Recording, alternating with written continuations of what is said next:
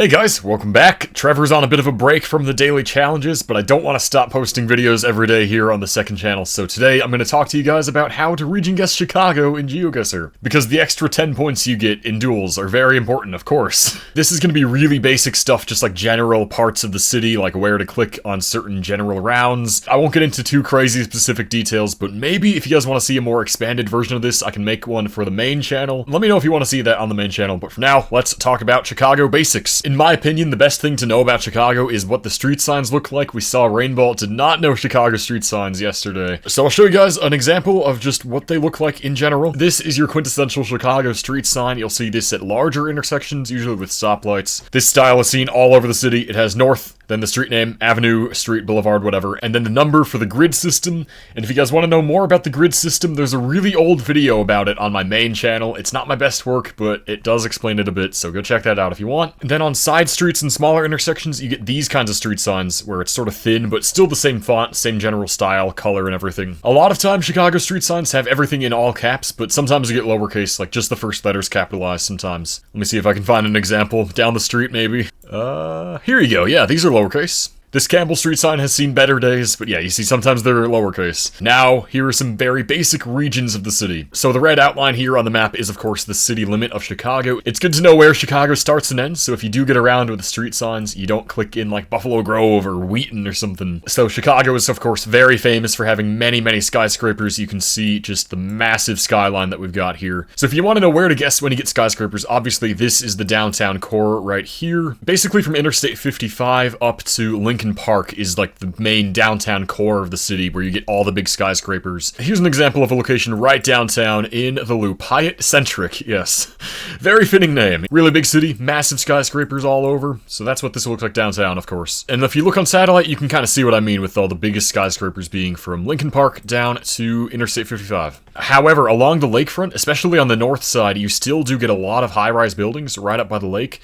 So here's an example right here. Again, yeah, there's some bigger buildings right there. And again, if we go into 3D mode, you can kind of see what I mean. So again, here's the core of downtown, but as you go north along the lakefront, you can still get all these high-rises right here. So just be wary of that. A high-rise does not necessarily mean you're downtown. Just use your head. If there are tons of them, you're going to be downtown. I mean, this is kind of obvious. South side, the skyscrapers don't really continue as much. Down in Hyde Park, you do get a big cluster again. Then over in South Troy, you got a few. So yeah, really just all you have to know is really tall buildings, lakefront. As far as the residential neighborhoods of the city go, say you're just dropped on like this random block right here. Now, how would you go about knowing where this is? There is a trick to getting familiar with the different, like, sectors of the city. So in this area that I clicked in, this is pretty far out west. This is on the more fringe neighborhoods of the city. So there's a thing called the bungalow belt on the west side of Chicago, all the way from north to south. And you will get houses like you saw in that first example location, little bungalows. This is called a Chicago bungalow. These are decent examples. The style varies a lot, but they're usually just small little houses like these. Very picturesque and everything lining the street like this. Yeah, here's another good example. This is another kind of style. Basically from like Edison Park, Norwood Park, down through Dunning, Belmont Craig, and Portage Park. All these like western edge neighborhoods, especially northwest and then southwest as well. Over by Midway Airport, you're going to see a lot of that too. Just as an example, we'll click on Mason Street, and it looks exactly the same as the northwest side. These kinds of houses were built like around the World War II post-war era. And these were kind of the last neighborhoods to get incorporated into Chicago, so that's kind of why they look like this. They were all kind of master developed at the same time, so northwest, southwest, bungalow belt. Now the older, really inner neighborhoods of the city have a different sort of look to them. Let's just click on this random street here. Okay, that is RE coverage. Let's look at Google's coverage. When you're closer to downtown, you start getting bigger buildings, some apartments, multi-story buildings like this. This is a classic kind of street you'll see in like Logan Square, Wicker Park, Bridgeport. Neighborhoods that are sort of like once, twice removed from the downtown core. And again, there's a lot more nuance to it, but that's just like a basic thing to know about Chicago. If anybody has watched Shameless, you guys maybe know this kind of style of building. Let me see if this street's a good example. No, not really. Maybe more up here. Let's see. Yeah, this is a little bit better. Yeah, you do have some of the gray stones here. This is another really distinct Chicago style. This kind of brick, and then the windows make this, like, half hexagon shape.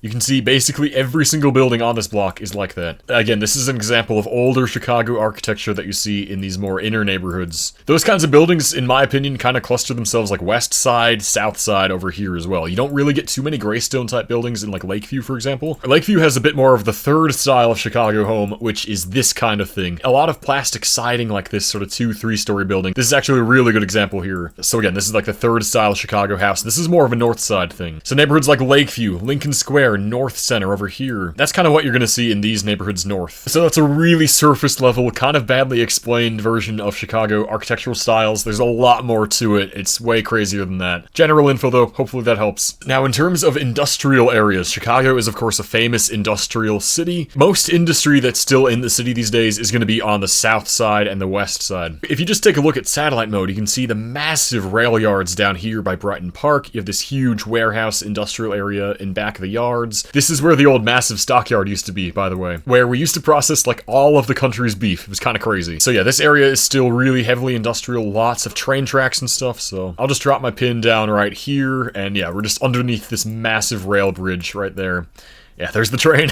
Generally a very concrete, industrial looking place, a lot of graffiti, lots of underpasses, big roads like this, trucks everywhere, propane tanks, you know, that kind of thing. You also get a lot of that on the far south side. Again, you can just look at the satellite and you can see the industrial scarring all around this area. But then if you look at the north side, there isn't really much like that. The river up here used to be much more industrial, but in the last couple decades, it's been converted into like new shopping areas and things like that. You can see some like remnants of it where they tore down a bunch of stuff, and now they're gonna build some skyscrapers right here. So if you see big rail yards and industrial things, you can usually go west side, south side, sometimes far south. Another cool thing about Chicago is that a lot of the city is sort of ringed by forest preserves. And again, if you look at the border of the city here, you can see up north there's this massive stretch of forest. The neighborhood's very fittingly called Forest Glen, so you get these big forest preserves sort of separating Chicago from the suburbs here. Over northwest as well, you got the Schiller Woods and all that. It sort of fizzles out here on the west side, because here you border Oak Park and Cicero. These are really dense suburbs that basically are part of Chicago. They might as well be. These kind of seamlessly blend in with Chicago, but they have different street signs, so just be aware of that. Actually, yeah, speaking of that, let me show you a location on the border of Chicago and Oak Park. So right here on Austin Boulevard, and you'll get two different street signs on either side of the street.